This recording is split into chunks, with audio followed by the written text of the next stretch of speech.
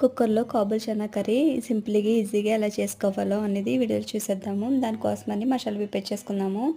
ఒక టమాటాని తీసుకోవాలి, అది కట్ చేసుకుని వేసుకోవాలి. అందులో అల్లం వెల్లుల్లి పేస్టు, కారం, పసుపు, ఉప్పు, ధనియాలు, జీలకర్ర వేసుకోవాలి. చేసుకుని ఇలా మిక్సీ పెట్టుకుని పక్క పెట్టుకోవాలి. స్టవ్ ఆన్ చేసుకొని కుక్కర్ పెట్టుకోవాలి. దాంట్లోకి బిర్యానీ మసాలాని వేసుకోవాలి. పచ్చిమిర్చి అన్ని 4 ముక్కలు వేసుకొని ఉల్లిపాయలు వేసుకోవాలి. ఉల్లిపాయ బాగా ఫ్రై అయినాక మనం ముందుగా చేసుకున్న మసాలా అనేది వేసుకోవాలి. అలా మొత్తం ఫ్రై చేసుకున్నాక అందులోకి కాబూల్ శనగలు అనేది వేసుకోవాలి. వేసుకుని బాగా ఫ్రై చేసుకుని ఒక గ్లాస్ దాకా వాటర్ వేసుకోవాలి. వాటర్ వేసుకుని మొత్తం అది మూత పెట్టేసుకుని విజిల్ ఒక 4 విజిల్ దాకా రానివ్వాలి.